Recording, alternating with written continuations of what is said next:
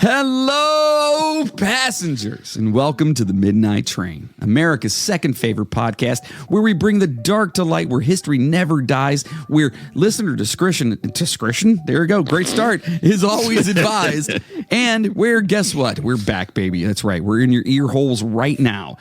Now. Don't start. Listen, we dive into, make fun of, and joke about the creepy and unsolved mysteries of the world, all while bringing you as much information on each topic as possible. Yes, we are kind of a comedy podcast, if you want to call that, and things can also get pretty dark. So if you're not into that, listen, no hard feelings, okay? But if you are, thanks for giving us a chance. Thanks for, listening to us, and thanks for coming back if you're, a returning listener.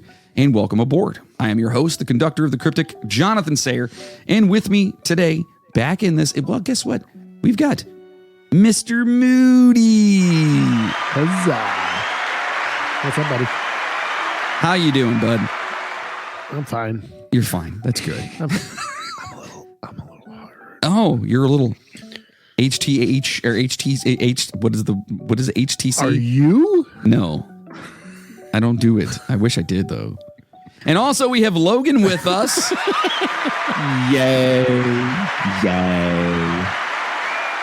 So, yeah, it's been a minute, obviously. Listen, and for anyone on the socials or whatnot, we will. At first, Moody was going through some ish in his life, like, car accidents and floods and things like that. And then something significant happened in my life. And like I said, you finally came out. Yes, that's what it was. I talked about it a little bit on our recent bonus episode, but everything's all good. We're back. We're here, and we're going to continue doing this. So thank you for your patience. Thank you for, sticking it out. And if you were just like, F these guys, well, then F you too. Back. Yeah, that's what I'm saying. Whatever. So anyway, in the meantime, we'll save the rest of the business stuff until the end. So let's just jump into this, this good stuff. So let's turn on the lights, adjust our seats, grab a drink, and let's get, I don't want to say Native American, mythic. Let's get mythic on this. It's good. Ooh, is it a Kraken? I have a Kraken water bottle. Nice. Oh, Yeah. I have a Kraken water bottle. It was such like a toddler thing to say. Hey, guys, I have a Kraken water bottle. Look at my water bottle. Oh, you've missed us. Anyway, here's a toast to all you beautiful motherfuckers. Cheers from the Kraken. Butt Kraken. Kraken. Oh.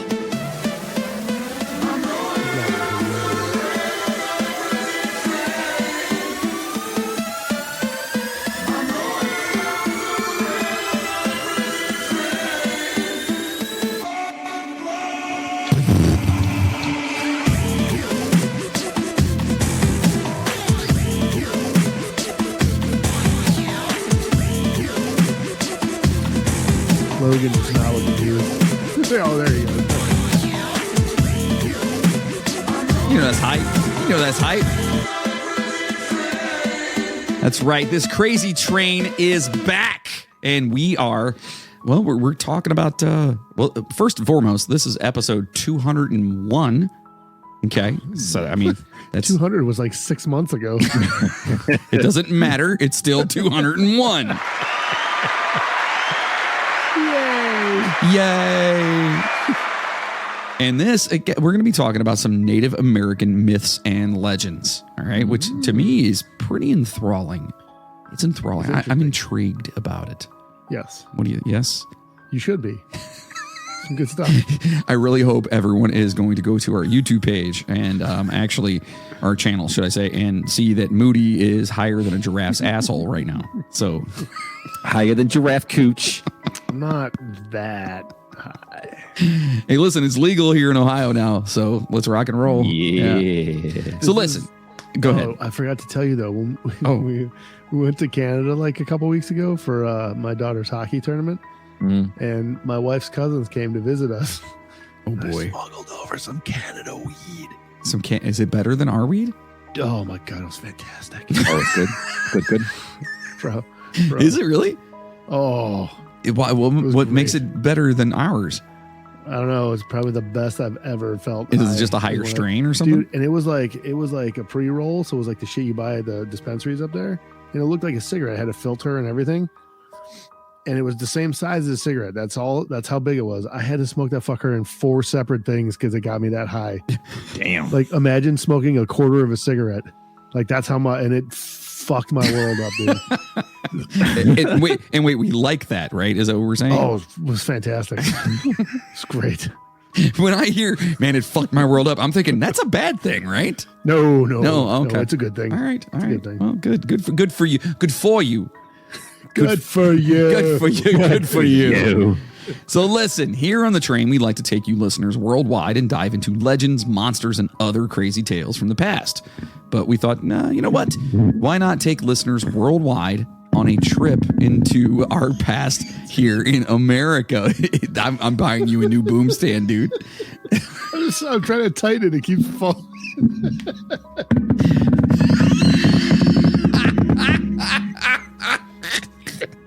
Oh my God. Oh, listen, we're like literally 6 minutes into this, and I really hope nobody's turned it off yet. We're good, dude. Okay. You good? All right. So sure, our country may not be as old as other parts of the world, but our native cultures still have legends and monsters from the past that are equally as interesting, fun, and crazy. We decided to dive into some of the crazy myths and legends of our own natives' past. We've all heard the stories of the Wendigo. We've talked about them in the past episodes. The skinwalkers, right? We've talked about those as well. Yeah. But that's not where we're actually going today. You passengers know we've discussed both of those in other episodes, and we will look at other legends that may be less well known, but people out there, including our fellow Americans, they know about these things, right? I hope so. Yeah. If not, they're going to learn. Some of them do. They're going to learn today. Before we start, we want to acknowledge that we are trying to bring myths and legends from different cultures that we do not claim to be experts on ever. Okay. We do not intend to spread misinformation about these myths and legends if we talk about anything that is way off base or is just put out there in the ethos incorrectly. So just let us know if it's wrong. It's fine. As with every episode, we try to get these things right to the best of our abilities. If there's anything that is way off base or factually incorrect, we apologize and would love to hear from you and correct any issues that may come up. All right. And remember, blame the internet. Yeah, or John. That's fine. Or me. That's fine. Also, as a side note, this episode was done with a smile on Moody's face as he was writing all the fun words that I now have to pronounce. So that's great. I totally forgot about that shit until just now. Oh, there's a lot. There's a lot in here. That just made me so happy. So the first legend is that of the Chinoo. All right. Logan, have you heard of the Chinoo? The Chinoo, like the helicopter?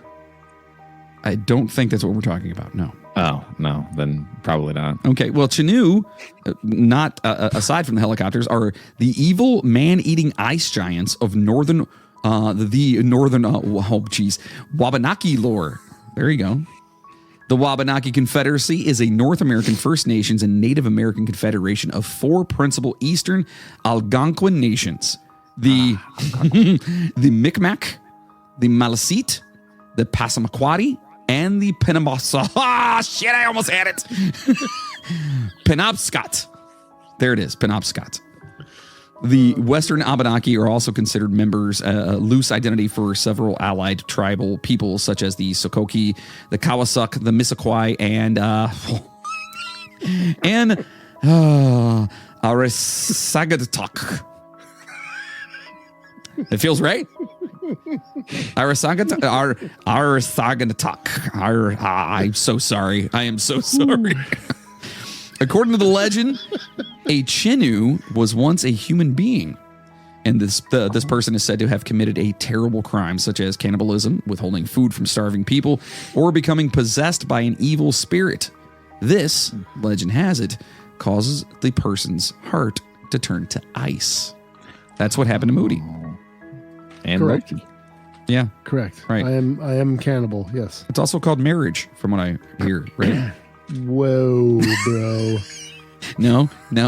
Is that one not good? I'm not saying shit. Logan, what are you eating? You're not hiding it. Oh, pretzel crisp. Nice. So apparently in some legends, people have been saved from a frozen heart, but in most legends, death is the only way to cure the frozen heart. One description says that the form of the Chinu will vary depending on how long the person has been cursed. It is said they still resemble their human form, but their flesh is pulled tight over their bones, and they are almost glowing white. Ooh.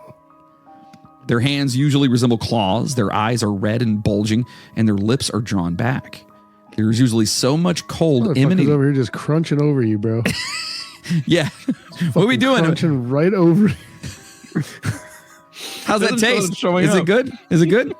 Yeah, you like that? It's delicious. Go ahead. No, go ahead. We'll wait. No, go ahead. Go ahead. I'm sure our listeners, we're waiting. We're waiting for you. That's fine. Go ahead. Take a bite, but make it crunch really loud. No, go ahead. Yeah, this one. Yeah, go for it. There it is. There it is. Now turn away from the mic. There's a mute. There's a mute. You can mute, you know. Oh, jeez. So anyway, this thing sounds like terrifying to me right now. Yeah, like it sounds absolutely terrifying. I mean, you're talking about claws and red eyes and its skin's all drawn and whatnot. It sounds absolutely terrifying to me.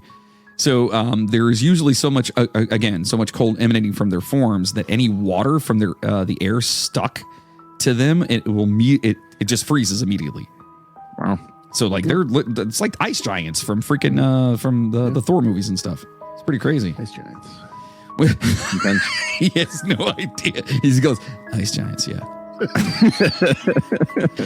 When they move, this frozen sheen cracks and leaves a delicate, icy dusting behind.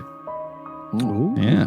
So if Supposedly, you're just hanging out and there's a pile of icy dust somewhere, you should probably fucking leave. I would be gone. Yes, I would leave that I area. don't remember that. Supposedly, a Chinu's heart has been frozen into a block of ice. When injured, their blood flows similarly to an ice slushy. Yeah. What would it taste like? Probably cold. The blue raspberry. Yeah. It's the best one, right? That's the best one for sure. So now, as stated earlier, we're not exactly sure how accurate this description is, but you know, it sounds frightening as hell to me. I don't ever want to meet one of those. So we found a couple of incredible stories about the Chinu. This first one comes from a collection of Algonquin legends of New England from 1884 by Charles Leland. It's a Micmac story called The Girl Chinu. And it goes like this. Quote, of the old time, far up the Saguenay River, a branch turns off to the north, running back into the land of ice and snow. 10 families went up the stream one autumn in their canoes to be gone all winter on a hunt. Among them was a beautiful girl, 20 years of age. A young man in the band wished her to become... Oh, there's a band. That's pretty cool. I don't know. It's just they have a band. No? Fucking crunchy Magoober over there. You cannot hear that. Yeah, we can totally hear that. Yeah. Yeah. It's not Look, highlighting it. It doesn't matter. It is highlighted. Yeah. You're fucking crunching.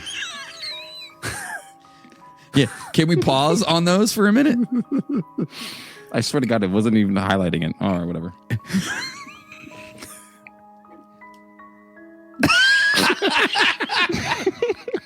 I was just waiting to hear like real slow. That last like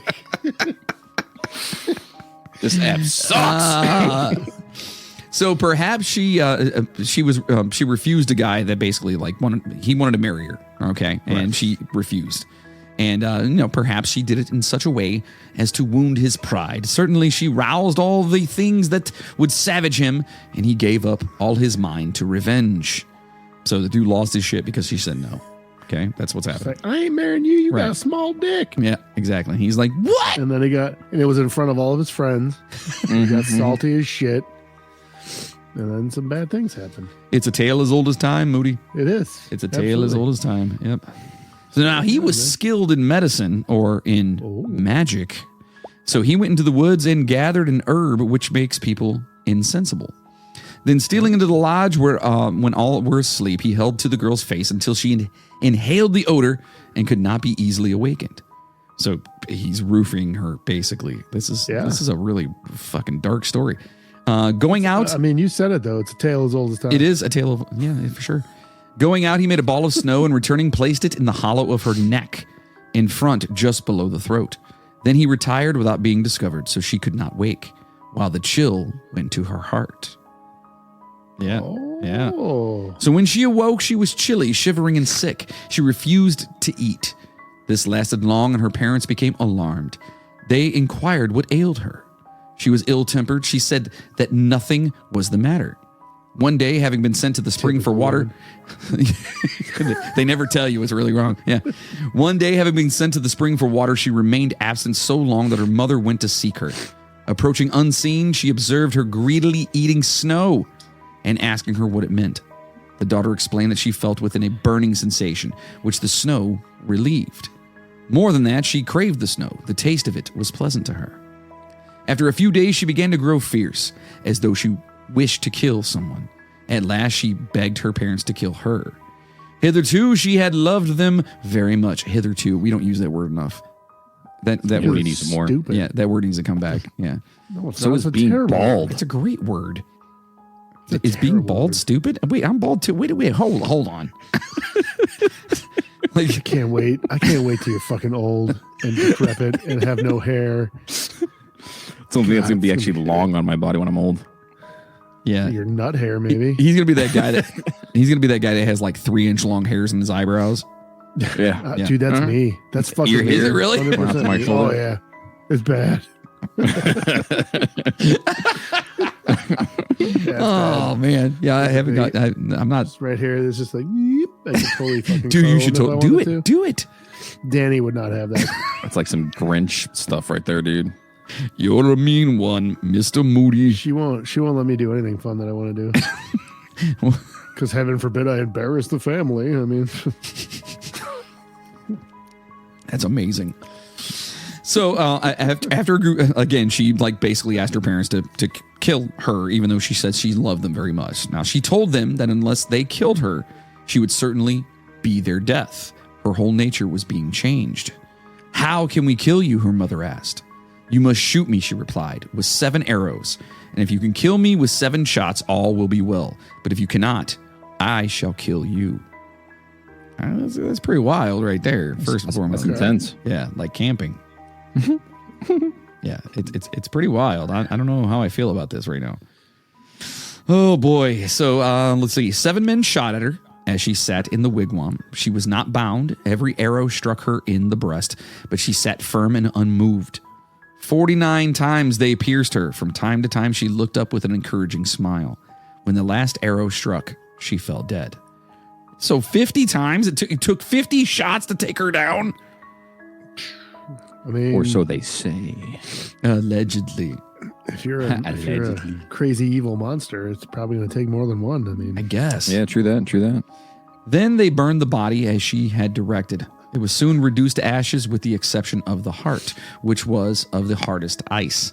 This required much time to melt and break. At last, all was over. She had been brought under the power of an evil spirit. She was rapidly being changed into a Chinoo, a wild, fierce, unconquerable being. But she knew it all the while, and it was against her will, so she begged that she might be killed. The Indians left the place. Since that day, none have ever returned to it. They feared lest some small part of the body might be remained unconsumed, and that from it another Chinoo would rise, capable of killing all whom she met. I mean, find that place. That's a pretty wild story there. I mean, That's crazy. yeah. She's so this dude, I feel that dude was really rapey. Yeah, I mean- yeah, clearly. Yeah, I mean that dude was pretty rapey. I don't like that guy at all. That's pretty messed up. So now the following story was also taken from this same collection here. Okay, It's not as rapey, I don't think. I let's hope it's not as rapey. Hope. Yeah, because that one was pretty rapey. Quote, what the Micmacs call a Chinoo is known to the Passamaquoddies yeah, there you go, buddy. as a kawaku or a kawaku. When A a kawaku or a kawaku. What was that second one again? Kwaku. Okay. Got that? Thank Okay. Yep. When the Kichi, oh my God, the Kichi Matulan or Metulin, or Great Big Witch, okay, is conquered. What a translation. Yeah. Is conquered by That's the a huge witch. That's a huge witch. Is conquered by the smaller witches or the, oh boy, Metalunasisk.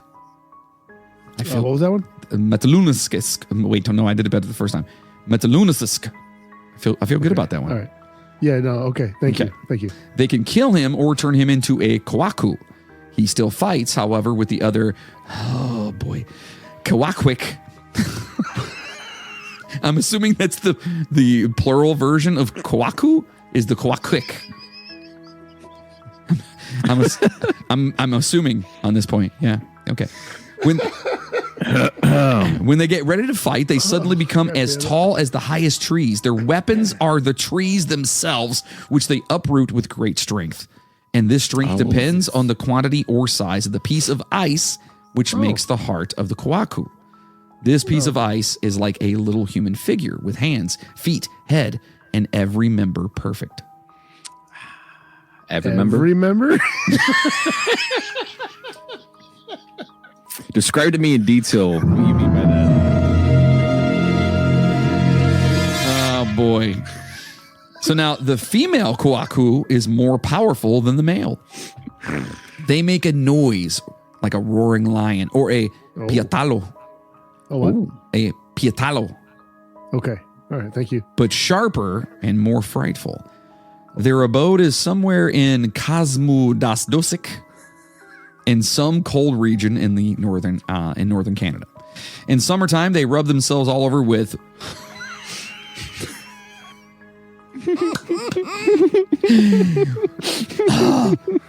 hold on. Pupaka Wigu. That's where you stop. They rub themselves all over with poo. All I saw was poo. It's Pupuka Wigu. Or fur balsam. And then roll themselves on the ground. Yes. So that everything very beautiful tree. Adheres to the body, moss, leaves, and even small sticks. This was often seen of old by Indian hunters. So they would basically go to a fir tree and take the, so they're sap. making a natural ghillie suit, essentially. Yes. Or the pupuku wugu. Well, yeah, that's what I said. Yeah. Say that. I did. Once a newly married Indian couple had, according to Indian custom, gone on the long fall and winter hunt. One day when the man was away, an old Kwaku came and looked into the wigwam. The wife was frightened, but she made up her mind at once. She called him Mitunski, or my father. The old Kwaku was very proud to be called father. When she heard her husband returning, she ran out and told him that a great Kwaku was in the camp, and that he must call him Misil Jose, or father-in-law. So going in, he did this. I love that you're like putting this weird kind of like Eastern, like European accent onto a Native American word when you say it. Well, hold on, I can do one better, okay? And then he must call him Misil Jose, or father-in-law.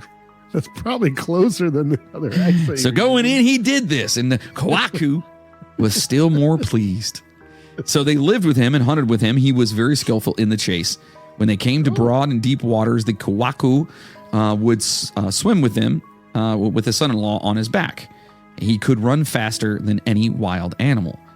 So they're saying this guy's like living amongst them right now. This one's like a good one? Yeah, so far. All right. One day he told his children to go away to a great distance. Y'all get the fuck out of here. Y'all go. I got shit to do. I mean, that was like our childhood, right? The parents told you just get the fuck. They don't care where you fucking go. Yeah. Just don't come back till dinner time. Yeah, right? just be home when the lights turn on. I was just talking to someone about that the other day. Like, get the hell out of here. Like, just be gone. Eat breakfast. Leave. Nobody wants you around. What are you gonna do, Mom? It doesn't matter. Get that one? You guys didn't get that one? I got that one all the time. Which one's that? Nobody wants you around. I'm going to be indifferent on that one. I still get it at home right now. They say we marry our parents. That's what they say. They say they. Yeah. That's weird. Yeah. So there is a great female Kwaku coming to fight me, he says. In the struggle, I may not know you and I may hurt you. So they went away as fast and as far as they could, but they heard the fighting, the most frightful noises, howls, yells, thundering, and crashing of wooden rocks. After a time, the man determined to see the fight. When he got to the place, he saw a horrible sight. Big trees uprooted, the giants in a deadly struggle. Then the Indian, who was very brave and who was afraid that his father-in-law would be killed, came up and helped as much as he could. And in fact, so much that between them, they killed the enemy. The old Kawaku was badly but not fatally hurt, and the woman was very glad her father came off victorious. She had always heard that a Kawaku had a piece of ice for a heart. If this can be taken out, the Kawaku can be tamed and cured. So she made a preparation of medicine or some medicine and offered it to him. He did not know what it was, nor its strength, so he swallowed it, and it gave him a vomit. It's fucked up how they spoke back then. It's so funny. Gave him a vomit. Here, take a vomit. Well, these are also these stories are translated like from old like text and stories in whatever language. So there's probably some like, you know, there's going to be some weird discrepancies there. Disparate translations, you know. So she saw something drop, so she quietly picked it up. It was the figure of a man of ice. It was the Kawaku's heart. She, not being seen or noticed, put it in the fire. When he cried, quote, "Daughter, you are killing me now. You destroy my strength." Yet she made him take more of the medicine, and a second heart came out. This she also put in the fire. But when a third came, he grabbed it from her hand and swallowed it. However, he was almost entirely cured. That's my real heart, bitch. So I don't even know what to think about that whole situation now. Yeah, that's crazy. I actually think the first one felt better. Yeah. But there has to be some sort of a stories back then. Exactly. You know, stories back then, they gave there was some sort of an instructional thing there, like a life lesson or something like that. Yeah. I'm feeling like there's got to be some sort of a lesson there, like maybe don't judge somebody because they could be whatever. I don't, or not. I don't know. Don't lose more than 2 hearts. Correct. Yes, especially when you're playing poker. Right. So correct. So that's what we found about the legend of the Chinu. It was pretty intense. Right. Yeah. Next up, we have the Pokajinskus. Pokajinskus is what it is. Oh. Yes. I actually put the pronunciations in here. Yeah, job. Because... And you're still going to fuck them all up. Pokajinskus is what it is. Pokajinskus. Okay. Yeah. Honestly, this is probably a made-up word by Moody. Thank you very much for that. It is not. Nonetheless, the Pokajinskus is a notorious witch who appears in many Wabanaki legends and folktales. Okay, her name literally means jug woman or pitcher woman. So this lady appears most often in Wabanaki folklore as a boogie woman who steals Indian babies and raises them as her own. Now, remember when we're saying Indian, we're saying Native American. Okay, right. Yep. Native American. Let's put it that way. Does that make sense? Whatever. You know what I mean. So, in a more mythic role, she is the adversary of the Malasi Passamaquoddy hero, the Pogomp. Okay, you got that? Yeah, I got it, dude. Okay, you wrote this stuff, dude. You're making me... I'm just taking in all of the words. Sometimes she is portrayed as a Black Panther, but this is the result of a mistranslation. She and Pogomp were both members of the Fisher tribe, which is often erroneously translated as Black Cat in English. Fishers are actually a giant weasel. Yeah. Right? You've seen fishers, right? The fisher ones that they look like a muskrat kind of thing. The ones on anal glands? Huh? Would you say anal glands? Anal fissures? No, not fissures. Fishers. Oh, fishers. Fishers, not Oh my God. Who the fuck brought this guy? What the fuck? Seriously. So the Pokajinskus are generally described as ugly, squat human women. Oh, I'm just reading the words, folks. So basically, your mom. Hey-oh! No, just kidding. They can shapeshift. In particular, she is noted as sometimes appearing as a man, much like your mom. Hey! That's 2. Did I write that? Nope. That was me. I was like, that sounds like something I'd write, but I don't remember doing that. In some legends, the Pokajinskus is also featured as an enemy of, Glooskap, usually trying to revenge herself for rejecting her attempts to flirt with him. So that's why she's pissed off. Is that like your mom as well? Yeah, just exactly. So Glooscap is the benevolent cultural hero of the Wabanaki tribes of Northeast New England. Okay, you guys are learning stuff here. So we found a version of this legend. That's the point, That's right? why we're here, right? We found a version of this legend taken from the Frank Speck's 1918 collection, the Penobscot Transformer Tales. Oh, Transformer? Oh, Yeah, that no, means it's the oh, that's pretty cool. Yeah. He wrote it for Michael Bay, I think. Oh, is that what happened? A lot of explosions involved as well, too. Yeah. Weird camera angles. Yeah. Oh, it's fantastic. So, quote, the Glooscap started out again in search of other people. At last, he reached a large lake. There he met the people, and they said, "Our village is in great danger from a giant magic moose, for fear of whom we can hardly go hunting. He has killed many of us." Okay, so far we got a magic moose that's killing people. That's pretty cool. That's a good start. "I will search for him," said Glooscap, "and destroy him for you." Then he started to search for him, and he reached the yard where the giant moose was and started him running, I guess. It says started him running, so I guess running after him. As he was following the moose, suddenly looking ahead, he saw a little bow shelter. I get, well, okay. How's it spelled? Bough. Yeah, like bow, or bow, deck the halls with boughs of holly. It's the same. Did you say bowels of holly? Bowels of holly. Bowels of holly. Yes. Bowels of holly, yes. I feel like that'd be uncomfortable. Yeah, a little bit. Hey, never know until you try. Yeah, well, that's true. Just shooting out little red balls. Pew, pew, pew, pew. Pew. What the fuck? And a woman came walking out. It was Squatty Woman.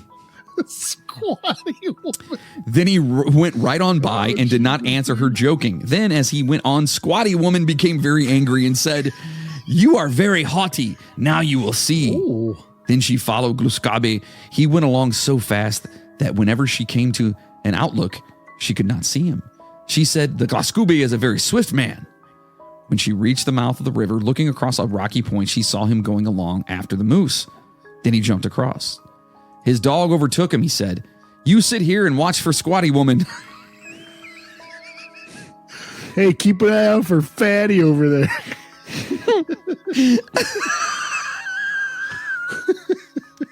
Oh, the fucking Squatty Woman. Oh, God. Again, their words, folks. I'm just reading this thing. Oh, God. Accordingly, the dog sat down and watched for her. When she came down to the river, she saw the rocky point and jumped across in the same place where Glooscap landed. She said, "Gee, you will see soon." Then she beheld the big dog and became disheartened and turned back. He followed the moose and on the fourth day overtook him and killed him. He took his insides out and threw them to his dog. Oh my God. Jeez. He gutted the damn moose and was like, "Here, Rover." They reached the distance of 3 looks. His dog ate as far as they went. As the intestines fell in the water, so they lay and sank, turning into stone, and may still be seen white on the bottom of the river. Now it is called the, muskatki, which is the moose hind parts. Okay, so now you guys know, muskatki. Moose's ass herd. It's a Moose's ass. It's a moose's ass. Then he turned to his dog into stone, and there he sits too. Then Glooscap returned and cooked his moose meat in his kettle near the big lake.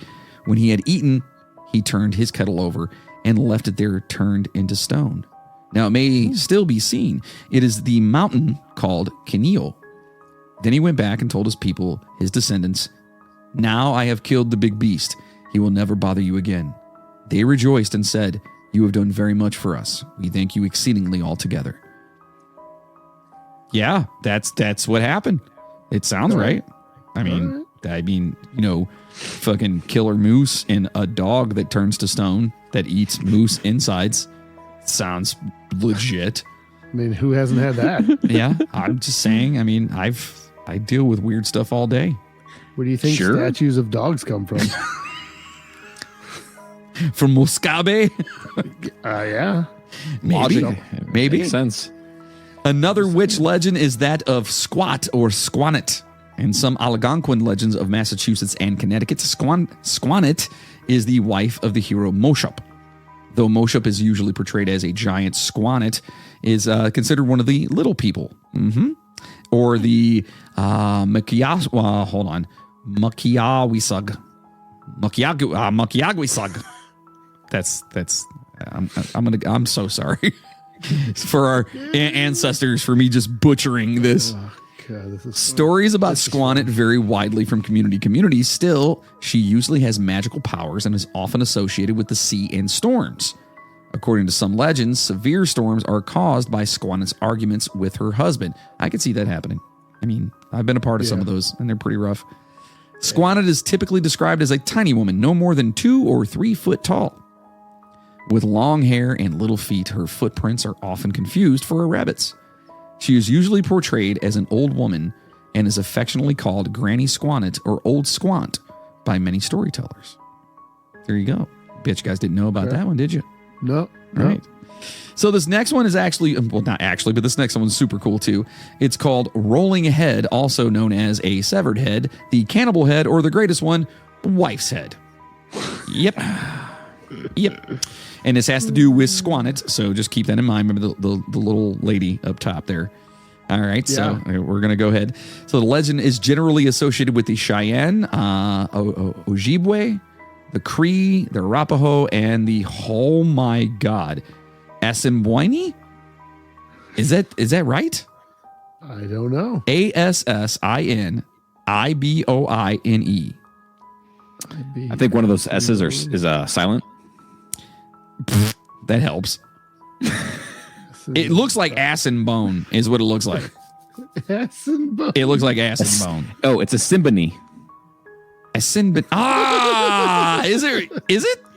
I have no idea. It makes sense though. I'm giving you that one because that sounds way better than ass and bone.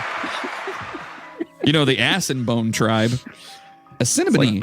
A Cinnabony tribe. Yeah, okay, that sounds better. A Cinnabony tribe. Okay.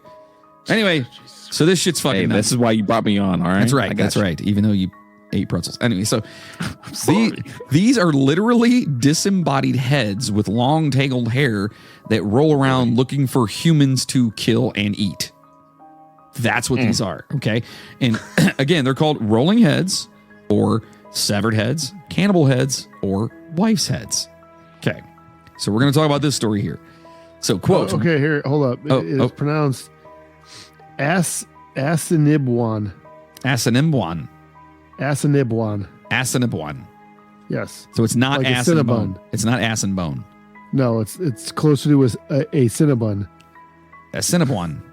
Yeah. Cinnabon. It does sound like a Cinnabon. Dude, I could go for a Cinnabon right now. Oh. Cinnabon. Yeah, that sounds Cinnabon. Yes. Okay. Yes. A Cinnabon sounded good too, but ass and bone just wasn't working. The second, so there's a double I in the pronunciation, so I don't know if there's I don't know how to pronounce the double I, but it's spelled, they spell the pronunciation as Assiniboine.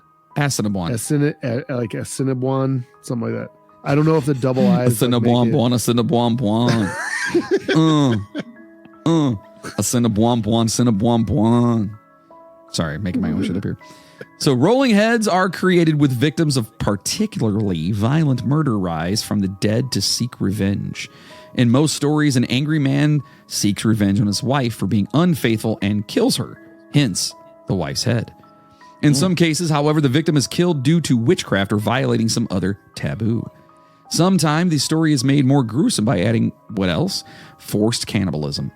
The homicidal husband either feeds his dead wife's flesh to the children or else feeds her dead lover's flesh to her before killing her. Yeah. That seems fun. Wait, play that again so we can hear the pronunciation of it. Yeah. Assiniboine. Assiniboine. Assiniboine. Cinnabon. Assiniboine. Assiniboine. Assiniboine. Cinnabon. Assiniboine. Okay, that works. So we can imagine the victim is pretty pissed off about being murdered. So what happens, you ask? Yeah. Well, the victim's I'd head, be upset. it pops out of the grave to take revenge on the murderer. Of course it does. All I'm picturing right now is like that scene from The Thing where the dude's he's on and his fucking head rips off and turns into that spider thing. Dude. I just had, literally, dude, 2 days ago, I just had my 16-year-old daughter watch The Thing for the first time. Oh, so good. And when we went into it, because of course these young kids, they don't understand. They don't understand like actual effects. You know, Right. Yeah. And I'm trying to explain to her. practical effects. I'm like, this is like somebody made that thing to do Yeah, that. it's all real. And, and then when the guy's pumping on his chest and his chest opens up and bites his arms Grabs off. him. Yes. And then the head falls off and takes off running across the floor. It's probably in cinematic history, in my opinion, one of the most frightening yet funny moments ever. Yeah. You know, It's this guy's insane. arms are like, ah, and all of a sudden this thing just goes, but it doesn't just leave. It goes a little bit, turns around, and its eyes pop out and look back, and then goes. And the dude's just like, what? It's so good. And he's like, you gotta be fucking kidding me. she actually enjoyed it. She thought it was a great movie. Oh, it's so good. Yeah, but by the way, she thinks Evil Dead is the worst movie ever. Like the original one? Yeah, the original. You know, I like you and your family, but you can fuck off. I told her I was going to tell you too. I swear to God. I was like, wait till I tell Uncle Moody, man. He's going to be pissed. I don't even know what to say to that. Disowned. Yeah, Gone. Gone. I don't know what to say to that, dude. Yeah. I have no response. Yeah, it's pretty fucked up. Okay, but it doesn't stop there with just the head coming out and like trying to take revenge. Okay. The head goes after its children, like the murderer's children, God. and neighbors until someone can actually kill the fucking thing. Jesus, dude. All right. So this thing's just murking everybody. And it's a head. It's a fucking head. You hear a knock at the door, you open it, you're like, what the? And then you look down, it's just like, I'm gonna fucking kill you. No, you open the door, you don't even hear anything, you just hear a as it rolls in by itself. Like, what the fuck was that? You just the thud, like, what the fuck is that? Who invited Spalding? So it is sometimes said that rolling heads can only be killed by drowning. In some Ojibwe and Cree folklore, a drowned rolling head becomes the first sturgeon. But in other stories, rolling heads were defeated through magical power or by causing them to fall off cliffs or into pits. Okay? You're tricking it to fall off a cliff. Come here, little head. Come here. Just And you move stand out of at the way real edge quick. cliff. Ah! Yeah, you just like stand at the edge of the cliff, like, come and get me. Come on. Dude, come and get me. I'd be fucking soccer kicking that motherfucker. You know what I mean? Just boom, go, just gone. Just punting it around Yes, until just it's finally fucking- just like, you know what? Fuck this. I'm leaving. Except my luck care about though, you or your damn I'd go to family. kick it and like its mouth would latch onto my toe or something like that, and I'd just be having a thing on my foot. You know what I mean? So that's my luck. Hopefully you'd have shoes on. No, you do it barefooted, dude. Why would you do that? So you can feel the kick. That's right. That's right. It's not a football. Football. Football. It's football. So now again, we don't know about you listeners out there, but this shit, it's horror comedy gold. That's to me, I would watch that movie all day long. I can't believe that no one's made a movie about that yet. It's ridiculous. So we found a short version of this legend from Stith Thompson's 1929 collection, Tales of the North American Indians. And we believe this is a Cheyenne version of that same legend. Okay. So I'm probably going to screw up a lot of words, and I apologize. And it may sound weird because it is translated. So, quote, in a solitary tent lived a lone family, a man, his wife, and 2 children. When the man went out hunting, he always painted his wife's face and body before he started in the morning. Of course. I really hope they mean like actual paints, because if not, this is getting real weird real fast. Are you trying to imply that that's a jizz joke from the 1800s?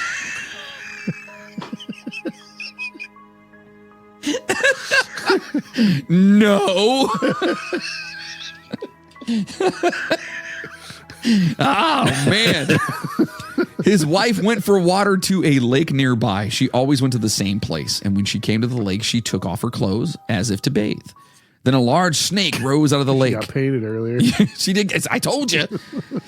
So a large snake rose out of the lake. After the woman had spoken to it and told it to appear, the snake asked her to come out to him. Since her husband had gone away hunting, the woman did as the snake said. Every morning, she went to the lake. Her husband brought back meat, and she and the children were glad. The man did not know what happened. He did not know that his wife went after water to the lake and met a large snake. But one day, he asked her what made the paint come off of her. Hey, baby. I'm sorry. I'm a fucking child. She said that she took a bath. Next morning, he started off as to hunt, but dug a hiding place near the lake to see what his wife did. So he's fucking like, he dug a foxhole. Just to see. He's like, man, this bitch is lying. She's lying. I know she's lying. So he dug a hole, and that's what he did. It's like not deep enough though. His head's thick enough. She thinks it's a rolling head. Yeah, he kicks That's from the last story. Just runs up to him, punts him in the face. Right. Oh shit. So she came to the shore. Now he's in this hole. She came to the shore and called to the snake. Come, I am waiting. Then he saw a big old snake rise from the water and asked her if her husband had gone hunting. She answered, yes, I am coming. This whole thing sounds like a big dick joke, dude. Oh, wait, it gets better. She took off her clothes and entered the lake, and the snake was soon around her. Hey. The man had watched them, and now, leaving his hiding place, he jumped on the snake and with a large knife cut it into pieces and at last had killed it. Then he caught his wife. Style. But then he caught his wife and killed her. Oh. He cut her up. Just for fucking a snake, dude? I mean, yeah, where's the boundary lines here? Come on. Come on. Let's talk about this. Well, he cut her up, and he took her meat home and gave it to his children. Jesus, dude. Again, this is like something from 1912, folks. So, Mommy's not coming home, guys, but here, have the chili. Oh, no, really Mommy's good. Home. Try this. Was that South Park where fucking Cartman kills that kid's parents and feeds it to him? Yeah. Yeah. So he cooked his wife, and the children unknowingly ate their mother. Then the man said to them, quote, tell your mother when she comes home that I went to get more meat, which I left hanging on a tree so that the wolves cannot reach it. And then he went away. The younger child said, our mother is merely teasing us by staying away. But the older girl answered, do not say anything against our mother. Then their mother's head came rolling to them, and it said, hey, there you go. I am very sorry that my children have eaten me up. Imagine finding out that's where your mom's at. That right there is trauma, folks. That's trauma. Yeah. These kids are a little bit fucked for the rest of their lives. A little bit. Yep. The two children ran away, but the head pursued them. At last they were worn out, but their mother's head still rolled after them. Then the older drew a line or mark on the ground, and so deep a hole opened that the head could not cross. The younger girl was very hungry. She said to her sister, look at that deer. The older girl looked at the deer, and it fell down as if shot. So they ate it. Then someone was kind to them and helped them, and they lived in a large lodge and had much food of various kinds to eat. 2 large panthers and 2 large black bears guarded them against all wild animals and persons. What is happening right now? I feel like the end is just lazy storytelling. They were like, how do we end this? Man, I don't know. I've been working on this for 2 weeks. Just say like 2 large panthers and 2 big bears protected him, you know? How did they get away from the head? I don't know. They dug a hole and the head fell in. Whatever. So a camp of people were starving. Neither buffalo nor smaller game could be found. The people heard that the children had an abundance of food of all kinds, and they all moved to them. When they arrived, the children invited them, and the various companies came and ate with them. Finally, they all went out again. Only the children's father now stayed with them again, but they regretted what he had done to them. So they caused the lions to jump upon their father, and he was killed. This is like... Where'd the lions come from? Because that was not in the beginning part of this. No, that wasn't at all. It was 2 panthers and 2 bears. When the hell did their fucking dad come back? I mean, he went out for smokes and didn't bother coming back, and now all of a sudden he's back? I don't even know what's happening. Oh, my God. Oh, and literally, Moody has this in here. The translation seems rough near the end. But it's still a crazy tale. Okay, if the translation is like loose, I really need to know what the exact translation of that is. Yeah. Because like you said, want to know that seems very like just shitty storytelling at the end. Yeah. It's like, that's what I mean. Like, was the guy who was like, I feel like the guy was translating the story and like he fucking like lost a page at the end and was like, fuck, starting a new one. I gotta make this shit up now because I don't know how the story ends. So he just made it up. And he's like, okay, they live happily, then they find some and then some other people come. Oh, dad's back, and then they kill him. And okay, that's it. And there's a deer and lions and tigers and bears and on a side note, on a side note, imagine like you're just chilling, like with your friends or whatever, and like you look, and there's these two little kids come, like, say you're at a restaurant, right? You're sitting by the window, and these two little kids come fucking booking by the window. You're just like, okay. And then like a second later, just a fucking head rolling after him, yelling at him, "You ate me! Why did you eat me?" You guys ever see the old SpaghettiOs commercials where the can just falls down and follows them home? No. I don't remember that. You've never seen that? No, it wasn't SpaghettiOs. It was Chef Boyardee, the ravioli cans. It would fall off the aisle, but the kid was like walking by, was like, "Oh, I really want this, Mom. Can I have it?" She's like, "No." So he puts it back on, and all of a sudden it falls down and just follows them home the entire time. I just picture a rolling head now. Yeah, that's not creepy at all. I thought I was the one that was high. Dude. What the fuck is happening here? All right, so this next one is called Two-Face. And no, we're not talking about that asshole coworker that pretended to be nice to you, then sold you out for gaming in the bathroom and got you fired. Not that didn't happen to Moody. Also, I'm not referring to the Batman villain Two-Face. The malevolent humanoid here that we're talking about is a creature primarily associated with the Plains Indian tribes like the Omaha, the Cheyenne, and the Sioux. There are similar creatures related to the Iowa, or the Double Face, Crow, and Wichita, which is the Headless Man. Crow, by the way, is Sharp Elbows. So these are three different creatures. It's the Iowa, Double Face. Yeah. The translation of the creature is Sharp Elbows. Sharp Elbows, yeah. But crow, is that what crow means? Like the bird crow? No. The crow word for what this thing is like the tribe. Oh, that makes sense. Yeah. Okay, all right. Yeah. But then what is Iowa then? That's the name. That's the word. No, it's okay. Hold on, I'm going to reread this. There are similar creatures related to the Iowa, which is Double Face, Crow, Sharp Elbows, and Wichita, the Headless Man. Right. So those are all related. Are those different tribes? So Iowa means like Two-Face or whatever, and then the Crow tribe, their version is the Sharp Elbows, and then whatever the last one was, their version is whatever. Okay, so it's just whoever wrote this is just really poorly. Just skipped. Yeah. It sounds like I missed a word. It's like lazy writing again is what it is. Correct. Yeah, just like that last story. I'm not gonna lie. I finished that story. That was me. No. I couldn't find the rest of it, so I just finished it. In some tribes, Two-Faces are described as ogres, but most often the Two-Faces resemble a human except for having a second face on the back of his head or her head. If people happen to make eye contact with this double face, they will either be struck dead or paralyzed with fear until the Two-Face returns to murder them. Yep. In some traditions, there is only one Two-Face, and female in some tribes and male in others, while other traditions suggest a whole race of Two-Faces. The misdeeds of Two-Face range from murdering and mutilating people to cannibalism to kidnapping or even just frightening, misbehaving children. I need them around my house. That seems like the spectrum is really big on this one. Jesus. Some Sioux legends attribute fits from children and night terrors to a double-faced woman. The following version of the legend is said to be a common story that was relayed to an author on nativelanguages.org. The person who told the story was of Omaha descent and remained anonymous. And this is it. Because they didn't want to get attacked by this crazy Two-Faced Sharp Elbow guy. Right. So, quote, an Omaha woman was pregnant with twins. Before her husband went out hunting, he used to warn her, if any strange person comes here while I am out, just don't look at him. You could be in danger. That seems ominous as shit. A little bit. Yeah. One day, an old man came to the lodge while the man was hunting, and the woman sat back with her children, right? She didn't look at him.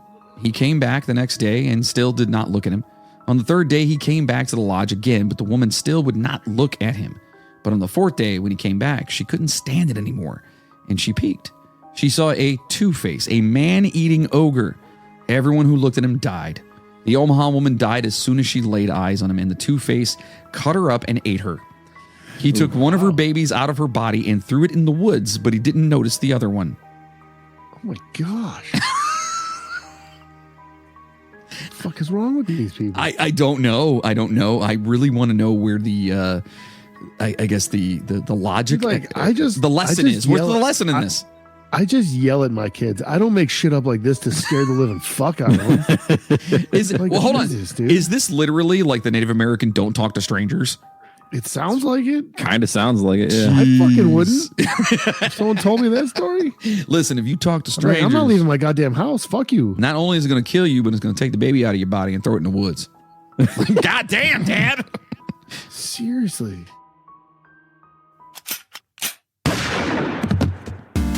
Hello, gamers. I'm Jonathan Sayer, aka Killer Vocalist, a middle-aged father of 4 attempting to get back into video games with the help of my best friend Jeff, aka Standard J, my oldest son Logan, aka I'm Over This, and our Mexican friend Davey the Vato. Join us each week as they hilariously attempt to teach me how to play the new games, the terminology, and everything video game related right here on the Generation AFK podcast. That's Generation AFK podcast. And remember, old gamers have feelings too. Find it wherever you listen to your favorite podcasts. So when the woman's husband came back and saw her remains, he knew what had happened. He started to grieve, but then he noticed the baby was still alive. So he'd better take care of him. He didn't know there were 2 babies. The other one was still in the woods. It's not funny, I'm sorry. A bean mouse adopted him and fed him on beans. So the first twin grew up wild. Bean mouse? A bean mouse, yes. Is that a thing? Apparently. But listen, the first twin grew up wild. So this is literally like was Danny raised by DeVito. mice. It's Danny DeVito and Arnold Schwarzenegger right now is what we're dealing with. Oh my God, Yeah. dude. When the twins got older, they met each other again and knew they were brothers. They grew up to become heroes and have many adventures together.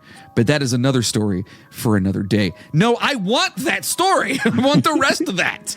We already No, saw it. like- That's with Danny DeVito and Arnold Schwarzenegger. We need to get that fucking palate cleanser after that fucking Jesus fuck of a mess. So now, on to the super on-the-nose Sharp Elbows myth. Sharp Elbows is a malevolent humanoid monster of the Shawari and Winnebago tribes. He resembles a human, but with long bone spikes protruding from his elbows, which he uses to stab people to death. In some stories, he has a second face on the back of his head, like the Sioux double face. In some stories, Sharp Elbows is a predator who eats humans, but in most, he's an evil being who kills simply for the sake of killing, frequently targeting women and children. That is fucking terrifying. I couldn't imagine being a kid back in the day where everything they told you was like, something's going to fucking kill you. Like something's going to kill you. Well, Dad, that what if one right there. nope, it's going to kill you. That one right there is like to keep the kids in line and to keep the wife in the kitchen. Like, oh, he preys on women and children. I'm just saying, he ain't gonna fuck with me. He ain't going to mess with me. Like, You guys better, you better get your shit together. You better straighten the fuck up is what I'm saying. Because old fucking Sharp Elbows. So next up, we have the Joga. Okay, or the Joga or Jungis are a race of small humanoid nature spirits from Iroquois folklore, sometimes referred to in English as dwarves or pygmies, and we've discussed those in the past.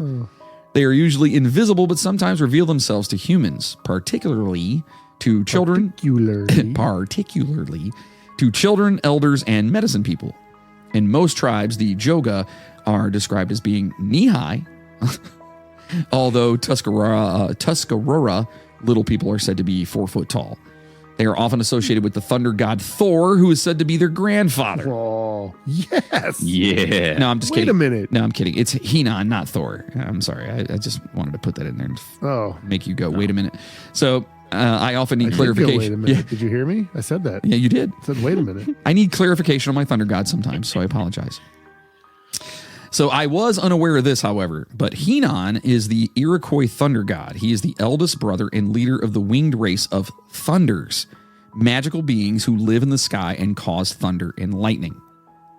I thought that was pretty cool to find out about Yeah, it. that's awesome. Like legit, I thought that was awesome. Although the thunders are dangerous and their gaze can bring death to mortal man, they usually play a positive role in Iroquois legends and spirituality. They are typically portrayed as honorable and fair. Henan is the sworn enemy of the horned serpent Onair and often rescues people from the serpent. Remember we were talking earlier about the big snake up there? So Henan is usually described as an ally of the cultural hero Skyholder. Fucking great name, by the way. Skyholder. Why is that not a movie? That's what I'm saying. We And had that. It's called Star Wars. not Skywalker. Skywalker? No, not Skywalker. Oh. Skyholder. Yeah, I don't know. I think Skyholder is better. And in a few accounts is a third brother of Skyholder and Flint. He is typically depicted as a winged man, although he is sometimes said to shapeshift in form between a human and a giant bird. He has taken Iroquois women as wives in some stories, as produced demigod children. Some awesome. Some Iroquois people, particularly the Senecas, refer to Henan as grandfather, and the high god, oh boy, Hagwadayu, may be one of his aspects. Whatever the hell that means, we should definitely take a train ride on the Thunders, because that sounds like an amazing story to talk about. Yeah. So we got to revisit this and talk about Thunders. What'd you do now? I don't know. So now the Joga, back to these guys, may play tricks and might even be dangerous to people who disrespect them or their natural home, but they are generally friendly toward the Iroquois and will sometimes do favors for people who leave tobacco and other offerings for them. Do they live in trees and make cookies? I can only hope. That's where Keebler came from. It came from a Native American legend. You know what sounds awesome? You know those things they're talking about? What if they made cookies? Somebody get those fuckers to make me some chocolate fudge cookies, God damn it. Dude, I like the ones with the stripes on top of it, the chocolate stripes, and then That's what I'm talking the about. back of them has just the straight chocolate on Chocolate on the back. Yeah. That's right, yeah. Oh, I'm going to the store Sounds like after this. Samoans or something. No, what the No, fuck those are are Girl Scout fudge cookies. stripes? They're called fudge stripes. Yeah, fudge fudge stripes. stripes. Yeah, they're dude. Kind of like your underpants. Oh, that's why I wear black underwear. Anyway, so the Joga, again, they play tricks or whatever. So several different types of Joga or little people often they appear in Iroquois folklore. My mouth just said no. They appear in Iroquois folklore. So Gahongas are stone throwers or stone rollers, are earth spirits who live on rocky riverbanks and caves. They are enormously strong. Gahongas. Yeah, Gahongas. Are they big gahongas? Big Gahongas. Do people like to play with the gahongas? All the time. All the time. So they're strong and they're responsible for moving rocks around the countryside. So Gandaya or drum dancers are nature spirits who often help respectful Iroquois farmers with their crops. They got the name drum dancers because they were always invisible. So only the sound of their drums signaled their presence to the Iroquois. Could that be like thunder? Dude, how come like old school, like this kind of shit is so much cooler than anything going on today? And we don't do Like, anything about it. There's have you guys ever heard of all this shit going on right now that we're talking about? They have all this cool stuff, and we have like creepy pastas and stupid shit like that. Dude. Right. And this is stuff that they literally would they would tell. They believe this crap right. too. And they I don't mean to call it crap, but like, you know what I mean? Yeah. But they told like this is generations that went down. Yeah. Like, this is literal.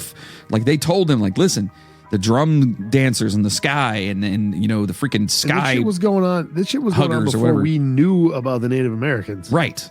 You know what I mean? Like this is like ancient shit. Yeah. Right. So when you sent this over to me, because I didn't know you were actually doing this episode, and like this is what the episode was going to be. I like to surprise you. And so I sat down, and of course I'm doing my editing and stuff like that, and I was so enthralled by this entire thing. It's awesome. Like it's super cool to me, especially you have rolling heads chasing after you.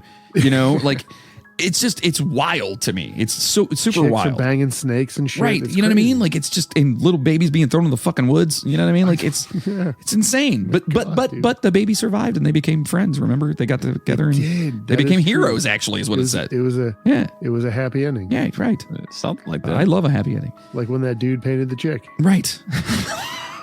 All over her face. Which is why it was his fault. That's why she went to take a bath. That's true. So mean, it's really on him. You can't walk around all day with that on you. I'm just saying. No. You can't. I mean, that's gross. Anyway, so Odos are gnomes that live underground and control snakes and subterranean monsters. So we found an Iroquois legend of the Jogio. Okay, yeah, I mispronounced it earlier. I kept calling it a Joga. It's Jogio. Their version of I'm sorry, it is the Joga, but the Iroquois version is the Jogio. So it's the same thing, but it's their version. And this was found on indigenouspeople.net, which Yes, I love that that's an actual website. This one's a bit longer, but it's a good one here. So, quote, there once was a boy whose parents had died. That's a rough start. He lived with his uncle who did not treat him well. Again, it's not good. So the uncle dressed the boy in rags, and because of this, the boy was called Dirty Clothes. They're pretty on the nose with names.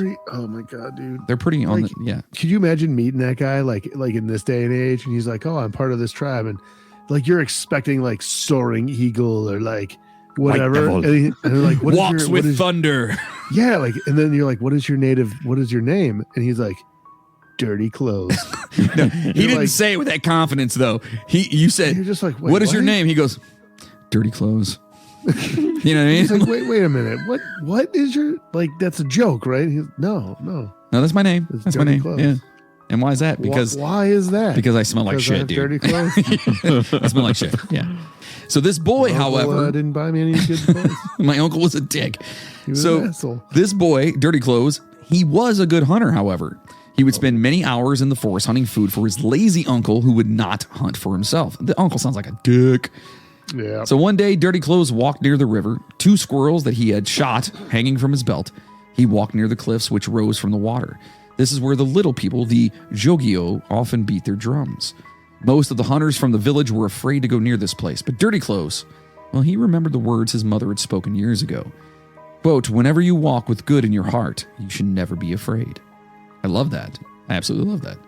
You walk, you're pure, man. You're good. You've got nothing to worry about. Yeah. So a hickory tree grew there near the river. He saw something moving in its branches. A black squirrel was hopping up about high up in the top of the tree. When Dirty Clothes heard a small voice, shoot again, brother. The small voice said, you still have not hit him. That's not creepy in any way. Dirty Clothes looked down, and there near his feet were 2 small hunters. As he watched, one of them shot an arrow, but it fell short of the black squirrel because he's little. He doesn't have a real good aim. You know what I'm saying? Right. Just a little guy. Little arc. Just a little guy. Dirty Clothes thought, they will never succeed like that. I must help them. He drew his bow and with one shot brought down the squirrel. The tiny hunters ran to the squirrel. Whose arrow is this? Asked one of them. They looked up and saw the boy. Ee-yah, said one of the tiny hunters. You have shot well. The squirrel is yours. The 2 small hunters were very glad. Come with us, they said. Come visit our lodge so we can thank you properly. Dirty Clothes thought about his uncle, but it was still early in the day, and he thought he could hunt some more after visiting them. I will come with you, Dirty Clothes said. The 2 little people led the boy to the river. There a tiny canoe was waiting, only as big as one of his shoes. But his friends told him to step inside. He took one step and found he had become as small as the tiny hunters and was sitting with them inside their canoe. So this is like, what the hell is that? Alice in Wonderland before Alice in Wonderland. Yeah, kind of sounds like you know what I mean? Yeah. So the little people dipped their paddles, and up the canoe rose into the air. Okay, so now it's levitating. It flew above the hickory tree, straight to the cliffs and into a cave, the place where the Jogio people lived. There, the 2 hunters told their story to the other little people gathered there, who greeted the boy as a friend. You must stay with us, his new friend said, for just a short time so we can teach you. Then the Jogio taught Dirty Clothes things which he had never known. They told him many useful things about the birds and the forest animals.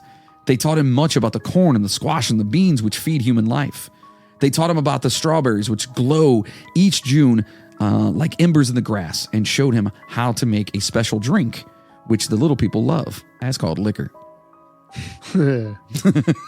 Yeah. Last, they showed him a new dance to teach his people, a dance to be done in the darkened place so the little people could come and dance with them unseen, a dance which would honor the Jogio and thank them for their gifts. 4 days passed, and the boy knew that the time had come for him to leave. I must go to my village, he told his friends. So it was with the 2 small hunters, he set out walking towards his home. As they walked with him, his 2 friends pointed to the many plants which were useful, and the boy looked at each plant carefully, remembering its name. Later, when he turned to look back at his friends, he found himself standing all alone in a field near the edge of the village. Dirty Clothes walked into the village, wondering how so many things had changed in just 4 days. It was the same place, yet nothing was the same. People watched him as he walked, and finally a woman came up to him. "You are welcome here, strangers," said the woman. "Please tell us who you are." "Don't you know?" he answered. I'm Dirty Clothes." "How can that be?" said the woman. "Your clothing is beautiful." All that he saw, his old rags were gone. The things were now the things he wore were now of fine new buckskin, embroidered with moose hair and porcupine quills. Because that's what I'm saying. I want to wear that. "Where is my uncle?" he asked the woman. "The one who lived there in the lodge and had a nephew dressed in rags." There, an old man spoke up from the crowd. "Ah," said the old man, "that lazy person, he's been dead for many years. And why would a fine young warrior like you look for such a man?" Dirty Clothes looked at himself and saw he was no longer a boy. He had become a full-grown man and towered over the people of his village. "I see," he said. "The little people have given me more gifts than I thought." And he began to tell his story. The wisest of the old men and women listened well to this young warrior. They learned many things just by listening. That night, all his people did the dark dance to thank the Jogio for their gifts, and in the darkness of the lodge, they heard the voices of the little people joining in the song. Glad to know that the human beings were grateful for their gifts. And so it is, even to this day, that the little people remain the friends of the people of the Longhouse, and the dark dance is done even to this day. That's pretty cool, dude. Yeah. To me, that'd be a cool, like, even not maybe not a movie, but like a small whatever. Like, it's, I don't know, it's got a, no, that should be a fucking movie. What am I talking about? That should be a great movie. For sure. No, that would be cool. I think that one has a lot to do with, like, if you're kind, you can kind of, like, things will work out for you. You know what I mean? Yeah. I think that's kind of what the story they're telling there. Like, even though your uncle was a piece of shit and was lazy and whatever, you see what happened to him, the motherfucker died. You know what I mean? Like, he did, and we don't care about him. But if you're dying, he did. The Colonel. So there you have it. We only covered a few native legends, but we can tell you there are so many more. And we might actually come back for a part 2 of this, because this is, to me, is super enthralling. I love this shit.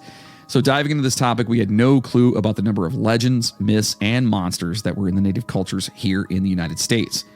There were so many fascinating resources, and the crazy part is that for every monster or evil entity, there are as many tales of heroes and good beings, like we were talking about earlier, that guide you in life and protect you. So we literally want you guys to, if you're interested in this, jump down the rabbit hole. You're not going to be disappointed. Yeah, it's super fucking cool. There's a lot of really cool ones that we didn't get to. Yeah. Like we could, like, literally, we could probably have like 4 episodes worth of shit. And to be honest, I would not be mad about that. And they're all cool as fuck too. Yeah, I wouldn't be mad about that. I really want to come back and do, like, at least, I don't know, maybe we'll just do these intermittently, because it's cool. There's a lot out there. It's seriously, like, you guys listen to it, and I only wish we had enough time to actually cover it on this one. So we might actually do it, more often. And we didn't even get into the lake monsters, the Bigfoot legends. So some dude named Blood Clot Boy, who was basically a superhero killing monsters and evildoers. Tons of mythological creatures and heroes like the Thunders that we mentioned earlier. Nature spirits, trickster legends, and the list goes on and on. So do yourself a favor, do us a favor, and block out a day and just jump down that hole, man. It's pretty awesome. And this is, especially if you're from America, and I know we have a lot of listeners from outside of the United States. If you are from here, this is lineage. This is like shit before we, like, the settlers came over and fucked everything up. So dive into it. It's super awesome. So a bulk of the information for this episode. Bulk of the information. It was taken from nativelanguages.org, an amazing resource. So it's a great place. Yeah, great website. Yeah, so it's great, and you guys should check it out. And we're gonna dive back into it. But in the meantime, I think y'all know what time it is. And now, boys and girls, it's your favorite part of the show. The movie review. Which top 10 movies will make the cut today? So I'm intrigued by this list for movies because I want to know how many of these Logan has actually seen. We already know the answer to that, but all right, keep going. All right. So these are 9 of the, the top, the best native and indigenous horror movies. Okay. So we're going to start with number 9, and I'll Dancing with Wolves. That's not really a horror movie. Have you ever seen that movie? Damn. Yeah, I did. I love it actually. Do you? That was one of the most It makes me cry. boring movies I've ever seen in my life. Oh, okay. Yeah, no offense. It's just it's such a slow burn. God. I love that movie. It made me cry. It's fucking terrible. Your It feelings sucks. aren't shit. It sucks, and your opinion sucks. No, I'm just kidding. So, number 9 on the list, we have The Deadlands from 2014. So, The Deadlands is not exactly a horror film as much as an action film, but features ghosts, monsters, and cannibalism. So, they feel that the spirits is there. So, no pun intended, as this writer says. It is interesting that it's an action film that critiques the warrior culture that leads to senseless bloodshed, though the commentary might get lost in the incredible action sequences. Either way, it's always interesting to see pre-colonial Maori, culture being depicted in film. So I've never seen this before. Anyone? No, I haven't Nope. seen it. Yeah, I've heard not of at it. all. I've never seen it. All right, so we definitely Haven't have to even check heard that of one out. Let's see. Next one, number 8 is Nightingale. Oh yeah. What? I've heard seen that. this? You've I've heard of it. I don't you've think it's, yeah, I haven't seen it though. So Nightingale is technically not a horror movie. This is the second one. It's not a horror movie on a horror movie list. It's officially a thriller drama, but it is a movie so horrific that the Sydney Film Festival had to have counselors on standby. Oh my God. Wow. And 30 of the 600 audience members walked out. Warning, this movie features rape, the murder of a child, and the genocide of indigenous people, but it's not for shock value. It deals with horror, the horror of colonization and the dehumanization used against people seen as inferior.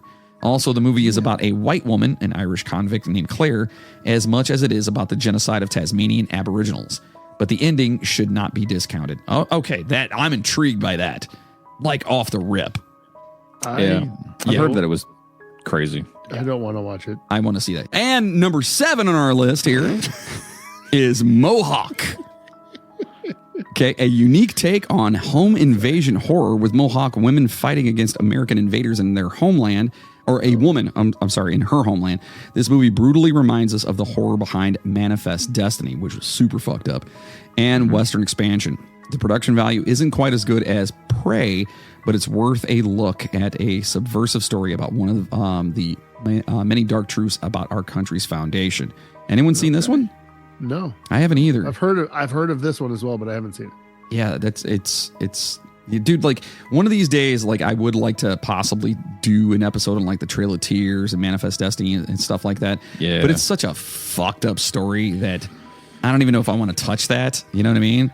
I definitely agree. It's a bit of a downer. Yeah. I don't know if we should. Yeah, maybe that's not our cup of tea, but we'll let the other podcasters No. do that. Yeah. I do like tea though. Yeah, I do. I like tea. I do. I like tea. I do. I've been drinking Liquid Death, their teas they have out lately, and I enjoy them. And It's good. Yeah. It's good. in fact, they had go ahead. Oh please, no! After you. No, After you. sir. Please, After you, sir. please. I insist. Yours is probably I way insist. more interesting than mine, anyways. Well, okay. So Liquid Death has this. They had a basically like a lemonade tea, and they called it Armless Palmer. Yeah. Well, do you know the story behind that? Well, they got sued Yeah. from the estate of Arnold Palmer, and so they changed the name to Dead Billionaire. Fantastic. Dude, It's so fucked up. that but is it's a so company amazing. that does not give a fuck, and I swear to God, we've got to get them as a sponsor, even if it's just for us to be able to talk about them more, because I love everything they do, and their shit's good too. It's like low calorie, it's delicious, it's good shit. Yeah. I love their marketing. Oh my God, it's so good. Okay, so number 6. Sorry, that's my little rant there. Number 6 is The Burrowers from 2008. Anyone? Nope. Okay. The Burrowers comments on the cascading effects of colonization on native people and the environment during the era of... I'm catching a common theme here. Yeah, it seemed like they're all about that. During the era of the Old West, colonizers find themselves the target of a species called the Burrowers, which have turned to eating people after most of the buffalo population has been killed off. Even worse, most of the indigenous people who knew how to deal with the creatures have been killed off by cavalrymen who blamed them for the deaths of the settlers. The colonizers find themselves at a dangerous land of their own making with no hope of fixing the problem they created. That sounds cool as shit. Yeah. Yeah, that does sound pretty That dope. sounds super cool. Check that out. So you're going to come in and take over like a people and you You're create gonna take this. my buffalo. Yeah. I'm gonna eat your fucking face off. And they're going bitch. to come and and then now the people that could help you are dead because you killed them. because you're an asshole. Yeah, that's pretty amazing. Number 5, the dead can't dance. Anyone? Not heard of No, that one. neither. It sounds vaguely familiar, but I could Well, be there's wrong. a band called called Dead Can Dance. Maybe that's what I'm thinking of. That might be. Yeah. There's a Okay. band that did a song called Dead Man's Party. That Oh, song yes. is fucking phenomenal. Yes, It's one of my all-time favorites. Dude, I love Yeah. Oingo Boingo so much. Fucking Oingo Boingo. God, I man. love him. Probably sound like a Led Zeppelin song. Damn. And then that dude just writes. That dude now just writes fucking movie music for God Every knows who else. movie out there, any Danny Elfman did any Yeah, Danny what the He fuck? does all Tim Tim Burton Burton's shit. movies. He did the Yeah. Simpsons theme song as Yep. Danny Elfman. Yeah, that dude's got he's he's got more money than he knows what to do with. And have you seen pictures of this motherfucker? He's like 70 years a- old and ripped. And he is Good-looking ripped dude. as fuck. Yep. He's like a non-creepy looking carrot top. Yeah. He's shredded. He's shredded, but like shredded in a good way, not like buff, like he's just toned. And he's like, seriously, he's probably, he's cut, man. he's got to be Yeah. mid 60s, I Fit. would say. He's No, probably older he's- than that. I think he's in his 70s. man's party. That's a great song. Who could ask for more? I've actually used that a couple times on bonuses. So, Yeah. okay, so The Dead Can't Dance. This was Blood Quantum before Blood Quantum with a bit of Shaun of the Dead, Juan of the Dead comedy thrown in there. First of all, is there a Juan of the Dead movie? There is, yeah. Yes, there yeah, is. Yeah, yeah. Danny It's- Elfman is 70, by the way. He is 70. Yeah, I figured. Yeah. I've seen One of the Dead. It's so stupid. What? Is it like Shaun of the Dead? It's like it if it was all like a bunch of Mexican main characters, and then the zombies are like the goofiest things you'll ever see in the world. Is it like super low budget? So low budget. Oh, man. I've heard nothing I don't like yet. Yeah, it all sounds good. I'd still Sounds watch it. fantastic. So when 3 native men find out that they are immune to the zombie virus, the full movie has been put up on YouTube by the director, free to watch. So go ahead and watch it. There you go. Go watch The Dead Can Dance, and let us know what you guys think of it if you've made it this far into the show, which you probably haven't. Anyway, number 4 is Blood Quantum. Blood Quantum. That's one I've heard of, but I've never seen. Okay, it looks pretty good, like from the stills I'm seeing here. Is basically a rebuttal against the idea that humanity deserves to be eliminated for what it has done to the planet. In the zombie apocalypse, native indigenous people are immune to the disease that ends the world, which is a commentary on how previous generations of natives were decimated by foreign disease, but also on the blood quantum. But also on the blood quantum that decides how much native ancestry you need to have to be considered native. It also has one of the saddest endings of any zombie movie. Oh shit! I gotta watch that, dude. That sounds pretty good. But what a crazy storyline. Yeah. You know what I mean? Yeah, that's Yeah. what I'm saying. Like, that sounds pretty cool. Like because you're indigenous or Native American or whatever, like you're immune from the disease because our ancestors brought over the diseases that destroyed almost all of their fucking, people. Wow, dude, okay, I'm watching that one for sure. Yeah, that's I might cool. actually watch that tonight. Let's see here. Number 3. Did I pass? No, number 3 is Slash Back. Anyone? Never heard of that No? one. Okay, from 2022. Funnily enough, Prey wasn't the only 2022 film about young indigenous women fighting aliens. Slash Back is a sci-fi horror film that deals with aliens invading a small Inuit community. Even more interesting is the fact that the protagonists are 4 teenage girls who use traditional Inuit hunting practices to survive the alien invasion and fight back against these intergalactic invaders. It was the first feature film of Nyla Inukshuk and does have some rough edges, but is a solid film all around. Okay, sounds fun. Number 2, What's that one called? Prey. What's that one? no, that one was Slash Back. Slash Back. So it's okay. the word slash, then a / then back. Okay. Yeah. And yes, Riley, sorry, Logan, you are, he's like, you motherfucker. That's for crunching on the show. It didn't show that I was listening. Number 2 is Prey. And I have seen this. I have by the seen way. that. Yeah. It's good, dude. I It's went awesome. into it with the lowest bar set, and then watching it, I was like, dude, this is awesome. And then that bear scene, I Yeah. was like, The dude, I was on fight. the edge of my seat, dude. I was like, Yeah. oh. So if you guys haven't seen Prey, it's basically it's along the lines of the Predator films. It's actually in the Predator universe because the Predator is actually in the damn thing. Yes. It's fantastic. I'll read the thing here and we can talk about it. So Prey is groundbreaking. His mask in that's awesome too. It's like the skull. Yeah. Like the animal skull. Because it's like way back in the fucking day. Yeah. So Prey is groundbreaking, not only because it is the first good Predator film in decades. I have to agree. Agree. Hey, leave AVP alone. All right? Oh, no way. Come on. That movie. Requiem can suck a dick, but They all sucked. But it also because it features an almost entirely native cast. Great care was taken to capture the authentic Comanche experience, including adopting a dog for the shoot that was descended from an indigenous to American breed. That's amazing. That's sweet, dude. It even has a dub in the Comanche language, which only has 100 native speakers left. I remember seeing that they did that. I thought that was fucking super cool. That's super cool. yeah. For which some actors got tips from family members on pronouncing words and phrases. It's a wonderful way to show the beauty of the Comanche people, both past and present. So basically, if you haven't seen this, it's way back in the freaking pre-colonial days, and you've got the Comanche tribe, and this girl is like trying to be a hunter, and they're like, no, you're a girl, you're not supposed to do this, and she's actually a fucking badass. And then all of a sudden they go out hunting, and well, a predator shows up. And those fucking French dudes get destroyed. Yeah, they get murked. Murked. Oh, yeah. And it's so good. God, this should be number one on the list. I don't know why it's not.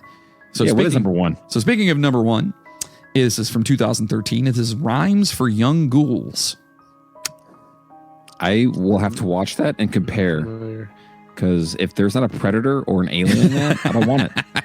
Dude, okay. You know what else I'm surprised isn't it? Well, I guess it depends on the criteria of the list. Like if they were made by like native or whatever. But have you guys ever seen Bone Tomahawk?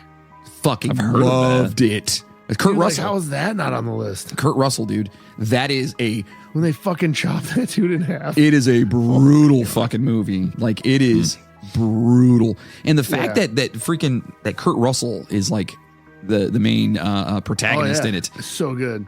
You're watching this movie and it has no, if I'm not mistaken, it has no like background music at all. So it's got that weird fucking vibe the whole time. There's like a weird vibe the whole time. Interesting. Yeah, it is nuts. It's great phenomenal. movie. Yeah, It's so good. Yeah, get out there and watch that one. It's so I'm surprised good. that's not on the list. Maybe because it's like, maybe because of the light that it paints, like because it's like bad, you know. Yeah, it doesn't. Yeah, it doesn't really put them in the most positive of. And plus, the protagonist is a white man. So yeah, maybe, that's why. I'm wondering what the criteria for the list was. So this one here, number one, the Rhymes for Young Ghouls. It says this film is more of a crime drama film than a traditional horror film. However, the subject matter is plenty horrific. It's about the residential school system, a horrific establishment that directly led to the deaths of thousands of native and we're going to do an episode on this, by the way. Native and indigenous children and the generational trauma that the schools caused. It's a brutal film. Talked about that. We have, absolutely. The brutal. Let's see, it's a film about the cycle of substance abuse and imprisonment and how both of those aggravated by corrupt systems and people. Warning: there is attempted sexual assault, but the perpetrator is stopped. Okay, well, we already talked about rape and bone. If you watch Bone Tomahawk, you can watch any of these. Yeah, that's probably a good point. Yeah, it's probably a good point. It's seriously brutal as shit. But no, I do want to cover that one of these days about the schools that they did back in the day, the forced schools for indigenous people, where all these kids took the kids away, and they just found. Was it in Canada? They just found a fucking a graveyard. Yes, of like 300 fucking bodies. Yeah, a bunch. Like, dude, we our. I'm not going to get into it because it's whatever, but we're assholes. We're fucking assholes. We are. Our ancestors are assholes. Let's put it that way. Well, I mean, I'm an asshole too. Okay, they're dicks. We'll put it that way. Because we are assholes for sure, and I'm proud of that fact. But they're. I don't think we'd ever do that to people, would we? That's why they're dicks, and we're not. I mean, I wouldn't. Yeah, no, it's super fucked up and bad, and I feel so bad for that entire situation. Like the fact that we were just I might send your kid away for that Evil Dead comment, but I'm gonna tell her too. I'm gonna be like, dude, Uncle Moody's pissed. Oh, he's pissed. Yeah, you can watch out. All right, so listen, man, that was a great episode for us to come back into. I really thoroughly enjoyed that one and just learning about, the Native American mythos, I guess you'd say, and then reading from the translated actual the stories they have. It's so fun. It's so fun to me. So we'll definitely revisit it. So make sure to stop over to our official website, the midnighttrainpodcast.com. At the website, you can buy some super sweet merchandise, as well as, you can find like the Duke or Fingerbum shirt, Don't Beat a Salvo. There's plenty of hats. There's like phone cases. There's all kinds of stuff there. So get out there, support the show, and get some gear. If you like what you heard from us, consider being a show producer. Become a first-class passenger by heading to midnighttrainpodcast.com and clicking on the Patreon button, or just go to patreon.com/the Midnight Train Podcast. For as little as $5 a month, you can get all kinds of cool stuff like a custom shirt, posters, stickers, all kinds of cool shit. It would probably be a good idea to do that because we don't put out regular episodes anymore. Just John does bonus episodes. That's our little scam, actually. So, dude, you know what? Okay, a real pause on this real fast. Do you know what a lot of podcasts are doing now? They're going to subscription based. Oh, that's like pure subscription based, where like they might throw out an actual like free episode from time to time, but then everything else is subscription based because of like Apple does subscriptions now and all these places. So you literally have to pay to listen to them, even though you've been getting it for free and supported them and told everybody about it. I'm going to say this right now: we're not doing that. No, that's not. If you want the bonus stuff, the bonus stuff is different. What'd you say? So we don't have enough fans to support that anyways. We have plenty, and I hear from them all the time, and I cannot even begin to say how much I appreciate it's like the same 7 people that we've always talked to. It's 6, and they're beautiful, okay? I never said anything about them not being beautiful. But it's crazy to me that these podcasts that are like starting to like blow up, now it's like, well, we're going to go behind a paywall. You probably still have to listen to fucking ads on them. Yeah. It's so just, it's dumb. That's one thing I do have to say about... I guess I'll drop their name, the Crime and Sports Small Town Murder guys. Yeah. So they actually have it where, they have their bonus Patreon stuff, which I am a subscriber to because I fucking love those guys. But they went and have, if you listen on Amazon Music, it's all ad free. On Amazon? Yeah. So if you have Amazon, like Amazon Prime or whatever, dude, Prime has a ton of stuff. You can listen to us on Amazon Prime. You can listen to podcasts. You can listen to, they have audiobooks now, like everything over there. So if you're a Prime member, get on over there and get that shit ad free. It's fucking amazing. And I'm literally promoting another podcast, right? Or you could just listen to ours because we don't have any ads. So. Yeah, we don't have ads. Because but that's for a different reason. It's because nobody likes us. It's not for a different reason. It's because we just need to get our shit together. Anyway. It's because the people that listen to us have no money to buy things from that. Wait. What the fuck? All right, look, I'm just projecting myself onto them. It's fine. It's fine. Anyway, get over there, support the show, man. Seriously. Where did Logan go? Yeah, is he sleeping? He's not there anymore. I just noticed he's gone. Is he choking on a pretzel? Logan, blink twice if you need help. I don't even know where he went. Oh, wait. Is that? There he is. He just comes. What's that all about? Walking. Oh, this is going on the YouTube for sure. Yeah. Where the hell were you? Ava was sleep talking, and I had to go in there and make sure she was okay, and she was crying a little bit, so I was taking care of my daughter. That's my granddaughter. Neither of us even noticed you were gone at first. We're just like, wait a minute, where the fuck? Yeah, all of a sudden he just goes, where the fuck did Logan go? And then he comes waltzing back in like nothing happened. Oh, that's so awesome. So anyway, become a first class passenger, get the bonus episodes. Just dropped one recently, which is a crazy story that I didn't even know. And it literally just like the culmination of it transpired just last month. So basically there was a guy who was involved in a murder. Okay. Wait, let me back this up a little bit. Fairly standard so far. Well, let me back it up real quick. And I'm going to put this in like real Cliff Notes version. So there was a pastor that hired some people to kill his wife. Oh my. One of those people that was a part of this, he got sent to he got the death penalty, okay? Except when they went to go in and kill him, well, it didn't fucking work. And they fucked up in his neck and shit like that. And they were like, okay, well, it didn't work, but we're still going to fucking kill you. And then he became the first person to use shit. What the fuck is the gas? Is it the common gas. Was it nitrogen? Nitrogen I think it was nitrogen. It might be. Nitrous oxide.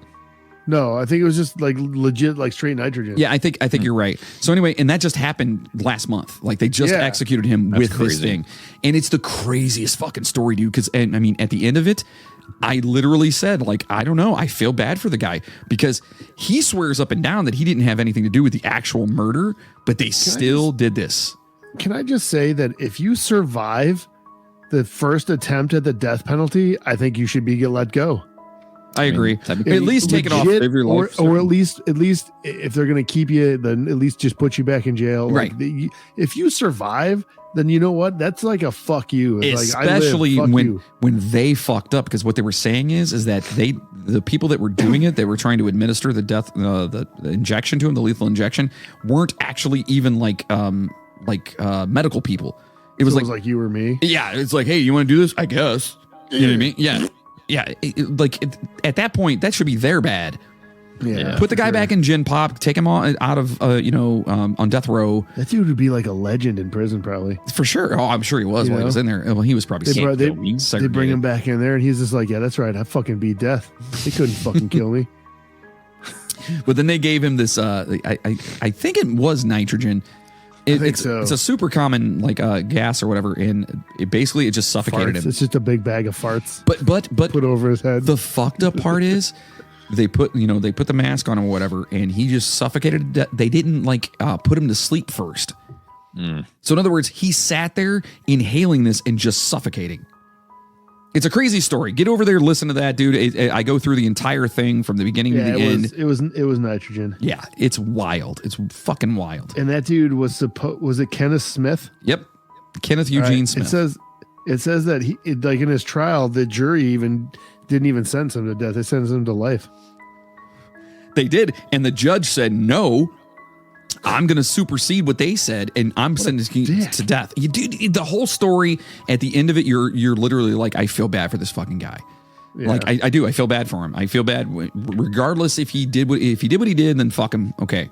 But if he didn't. Yeah, but still, you don't deserve that shit. You don't deserve that. You don't deserve it. If you're going to do it, like, if you fucked up once, then let him roll. If you did it right the first time, then fine. It is what it is. Right. Yeah. You can't fuck it up and then just hold a pillow over the guy's head until he dies. That's pretty much what they did. Yeah.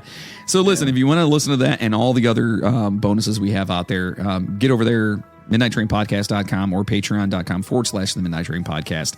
And listen, lately for me especially, I've been dealing with a lot of shit, which is why we haven't been putting out stuff. And, listen, mental health is super, super important. Okay. And we believe in focusing on mental health, and for those of us with issues like myself, to be able to find the right help. So we love to support the organization National Alliance on Mental Health, NAMI, NAMI, works to educate, support, advocate, listen, and lead to improving the lives of people with mental illnesses and their loved ones. So we do donate 20% of our merchandise sales and Patreon subscriptions to this amazing institution each month. So support the show, get all the bonuses, and help a great cause. Basically, what we're saying is if you don't buy shit from us, you don't like helping people, and you're a piece of shit.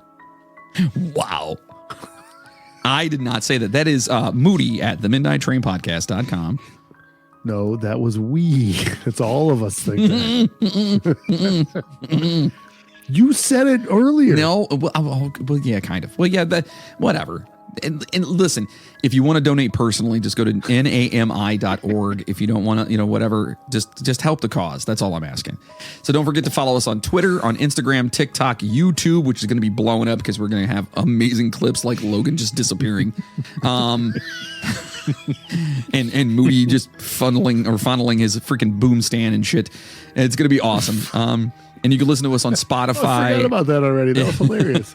Find us on Amazon as well. Like I said earlier, get us, find us on there wherever you listen. Oh, don't you start? God damn it!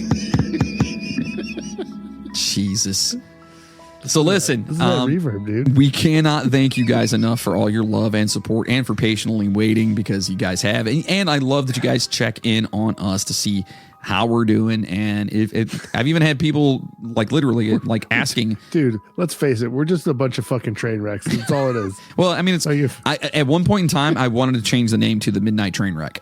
Swear to God. It should be. I mean, it should be. Yeah. Especially this past year, especially, that's what it should have been.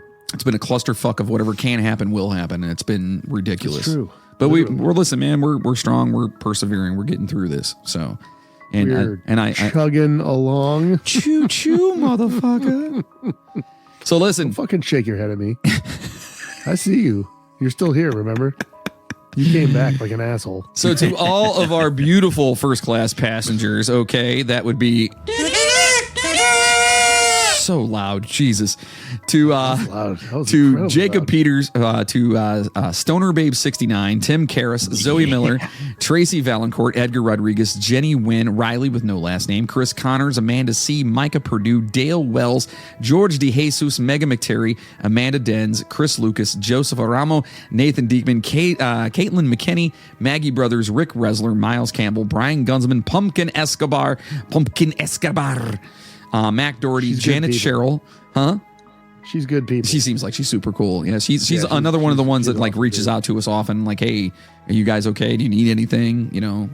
Yeah, she's great. Yeah, dude. Chad Flint, Chris McLeod, Justin Kowalczyk, who also checked in just recently to make sure we're good. Christina Skeleton from the Sister Skeleton podcast. Maria Gibbs to Chainsaw. Skeleton. What the fuck? Courtney Batchelor, Katie Brabenick, and of course, Logan, our boy, Bill Birch. Oh, good for you. Every time he sounds like... What was that? It's my Jewish mom. He sounds like he smokes 8 packs a day. Listen, honey, if you don't like the way I talk, then you don't have to come back over here and talk to me, okay? Everything's going to be just fine. He's holding his throat like he has a trachea thing. Everything will be just fine, honey. Don't dedication. worry. That's dedication into it right there. Jesus Christ. All right. Well, listen, thank you guys so much. Please spread the word. Let everyone know.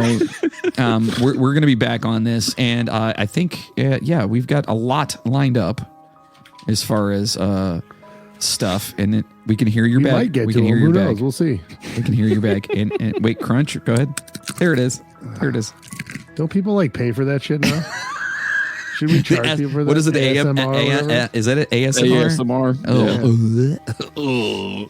Wait, before we go. You know what? Hey, that's what $5 on Patreon gets you an hour of Logan eating pretzels. Oh, God. Oh, I don't like it. I don't like any of it. I don't like any of it. Like my arm hairs are standing up. I don't like it. Oh, it's bad. It's bad. It's all bad. Okay. Yeah, it's bad. Thank you guys so much for hanging out with us. Hopefully you learned something today, because that's the whole point of it, right? Moody, Logan's not turning you on too much. It's glad to see. I'm glad to see you. It's glad to see me. I was going to say it's Excellent. good to see your face, but I'm glad to see you, and it is good to see your face, and for us to do No, this. it's not. Don't lie. Yes, dude. it is. No one wants. 100%. No one wants to fucking see this No. face, dude. Stop it for real. Like I missed it. We're getting back on this fucking train, man. Like Hell legit. yeah, dude! I told you I'm gonna come over soon, and we'll do an in person, bro, and it'll be fun. Let's go. Yeah. Yeah. Let's go. Yeah. And So I'll get high for as shit, and I'll crash on your couch. yeah, dude, I've got plenty of room. Plenty of room. And for those of you that dude, may not know, why don't we do what- this? Uh-oh. Why don't we? I'll come over. No, it's good. He's gonna get me stoned. And Logan, if he would like to join, we'll record an episode, With me and then eating pretzels. we'll do another like one of those like the movies that we did, since the one that we did got fucking messed up. Oh, yeah. What movie? Remember when we Which one? watched that shitty movie?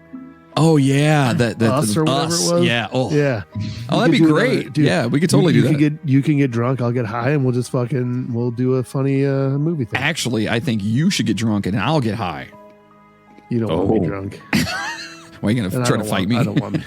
I might, and I don't want me drunk either. You wouldn't like me when I'm angry. Dude, I You can't. wouldn't like it when I'm hungry. I can't drink anymore to get drunk because it's like a 5-day hangover process at this point. Oh, it's I'm horrible. old. It's horrible. Like I used seriously, to be able to like drink all night and get up and go to work Yep. drunk, and now it's like I get drunk barely, and then like 3 days go by and I'm still feel like shit. it's like our bodies just can't metabolize this shit anymore, dude. And you just wake up feeling like just a piece of terrible. shit. You feel like a piece of shit. That's why I just get high. Yeah. More so than I already am. Yeah. Because no matter how Stop it. high I am, I always wake up the next day feeling great. Speaking of, I actually have a pen in my bedroom that my son got me, and I might just give myself a little night treat. Just saying. I'm on the downswing from the gummy I took earlier.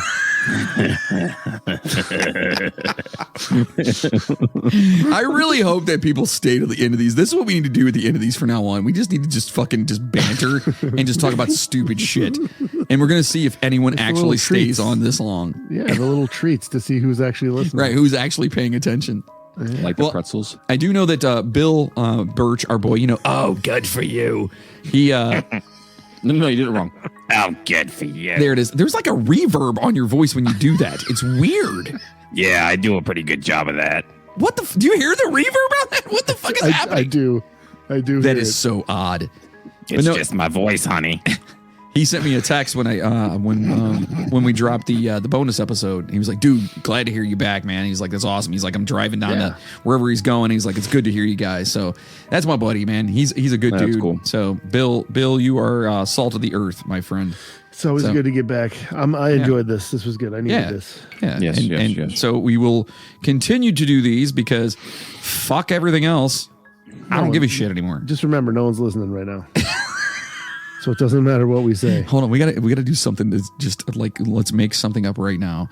Like, all right, the first 5 people that either text or message us, The special word. not text, but email us or on socials or whatever. The word farts. Farts. Just fart. You don't say anything else. Nothing It else. just has Nothing to be else. the word farts. Just the word But it has farts. to be PH. farts with a PH. So PH farts. If you do that, I swear I will. But no, I will send you something. I swear to God, I will send you like some merch or something like that. It's gonna be like a toe or something. Yeah, it'll be one of Dad's head hair. About. Yeah, it's gonna be one of my head. I don't have any of those. I don't have any head hair. Then where did the hair come from? It might be pubic hair. I mean, and the lucky like, listener. I'm supposed to be getting something from him. It's just a fucking envelope full of peas. And the lucky listener that gets a gray one, guess what? You won. It's like the golden ticket. Yeah. You want to try this at Chocolate Factory? Fucking great.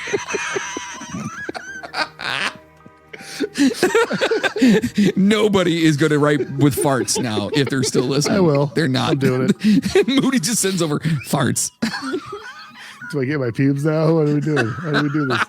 Oh, God. All right.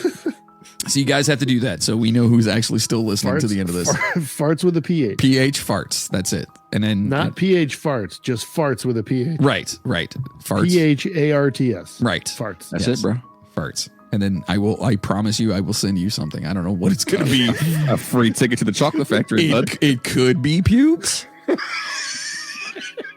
It could be stickers. It could be a human toe. We don't know yet. What if it's stickers with pubes on them? Right. Or that. Who knows? I may combine them all. It could be a toe wrapped in a sticker with pubes on it. Like, at this point, Fucking most disturbing thing you could ever get in the mail. especially you're just like, whose fucking toe is this? Oh, Why are there pubes on the sticker? What the hell is going on? oh God. It's been a while and I'm so glad we're back. And that's right. It's the train, baby. And you never know what's going to fucking happen. So thank you guys so much for listening. Moody, love you, buddy. Yeah. And I love Logan, you too, man. Logan, I love you. You know that. Hey, I appreciate it. You know what, You call me Logan? Riley. Even though you call me Riley. Hey, you know what, I'm Logan? sorry. Logan, you know what, dude? What's up, dude? Fuck you. Hey, fuck you too, buddy. Every day till Sunday. See, and that's love. That's love right there. It is. That's 100% That's how I say. love. That's how I say that you're a swell guy. Yeah, I appreciate that. Listen, stay safe out there, passengers. And God, it feels good to say this. And as always, choo choo, motherfuckers. Now go home and get your fucking shine box. Peace out. Yeah.